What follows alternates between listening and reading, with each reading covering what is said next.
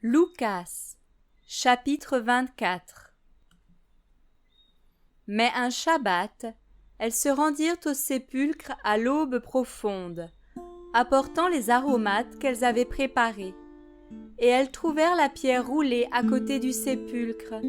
Et étant entrées, elles ne trouvèrent pas le corps du Seigneur Yehoshua. Et il arriva que, comme elles étaient en perplexité à ce sujet, voici, 2 hommes se présentèrent à elles en vêtements resplendissants. Mais comme elles étaient effrayées et qu'elles baissaient le visage contre terre, ils leur dirent : « Pourquoi cherchez-vous parmi les morts celui qui est vivant ? Il n'est pas ici, mais il est ressuscité. Souvenez-vous comment il vous a parlé quand il était encore en Galilée et qu'il disait : il faut que le Fils de l'homme soit livré aux mains d'hommes pécheurs et qu'il soit crucifié et qu'il ressuscite le 3e jour. » Et elles se souvinrent de ces paroles. Et s'en étant retournées du sépulcre, elles annoncèrent toutes ces choses aux 11 disciples et à tous les autres. Or, c'était Myriam Magdeleine, Johanna, Myriam mère de Yaakov, et les autres qui étaient avec elle, qui dirent ces choses aux apôtres. Mais leurs paroles leur semblèrent comme une absurdité, et ils ne les crurent pas. Mais Pétros s'étant levé, courut au sépulcre, et ayant regardé avec la tête penchée en avant, il ne voit que les petites étoffes de lin posées là, seules, et il s'en alla chez lui, dans l'admiration de ce qui était arrivé. Or voici, 2 d'entre eux étaient ce jour-là en chemin pour aller à un village nommé Emmaüs, éloigné de Jérusalem de 60 stades. Et ils s'entretenaient ensemble de toutes ces choses qui étaient arrivées. Et il arriva que, comme ils s'entretenaient et discutaient entre eux, Yehoshua lui-même, s'étant approché, se mit à marcher avec eux. Mais leurs yeux étaient retenus, de sorte qu'ils ne le reconnaissaient pas. Et il leur dit : « Quels sont ces discours que vous tenez ensemble en marchant ?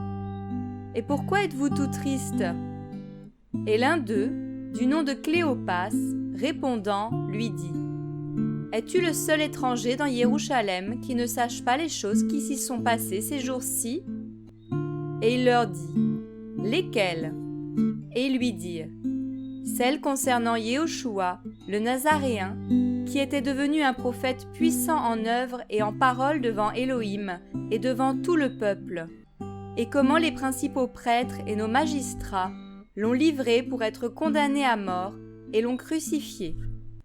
Or, nous espérions qu'il est celui qui doit racheter Israël. Mais avec tout cela, c'est aujourd'hui le 3e jour que ces choses sont arrivées. Mais aussi, quelques femmes d'entre nous nous ont beaucoup étonnés. Ayant été de grand matin au sépulcre, et n'ayant pas trouvé son corps, elles sont venues en disant avoir vu même une apparition d'anges qui disent qu'il est vivant. Et quelques-uns des nôtres sont allés au sépulcre et ont trouvé les choses comme les femmes l'avaient dit. Mais lui, ils ne l'ont pas vu. Et il leur dit : « Ô gens sans intelligence, et dont le cœur est lent à croire tout ce que les prophètes ont annoncé. Ne fallait-il pas que le Machia souffrit ces choses et qu'il entrât dans sa gloire ? Et commençant par Moshe et par tous les prophètes, il leur expliquait dans toutes les Écritures ce qui le concernait. Et comme ils furent près du village où ils allaient, ils faisaient comme s'ils voulaient aller plus loin. Mais ils le forcèrent en disant : « Reste avec nous, car le soir approche, et le jour commence à baisser. » Et il entra donc pour rester avec eux. Et il arriva que, comme il était à table avec eux, il prit le pain et prononça une bénédiction. Et l'ayant rompu, il leur donna. Et leurs yeux s'ouvrirent, et ils le reconnurent, mais il leur devint invisible. Et ils se dirent l'un à l'autre : Notre cœur ne brûlait-il pas au-dedans de nous, lorsqu'il nous parlait en chemin, et qu'il nous ouvrait les Écritures ? Et ils se levèrent à ce moment même, et retournèrent à Jérusalem, où ils trouvèrent les 11 et les autres qui étaient rassemblés, qui disaient : « Le Seigneur est vraiment ressuscité, et il est apparu à Shimon. » Eux aussi racontèrent ce qui leur était arrivé en chemin, et comment il l'avait reconnu lorsqu'il avait rompu le pain. Mais comme il tenait ces discours, Yehoshua se présenta lui-même au milieu d'eux et leur dit « Paix à vous !» Mais eux, tout terrifiés et effrayés, croyaient voir un esprit. Et il leur dit « Pourquoi êtes-vous troublés et pourquoi montent-ils des pensées dans vos cœurs? Voyez mes mains et mes pieds, c'est bien moi.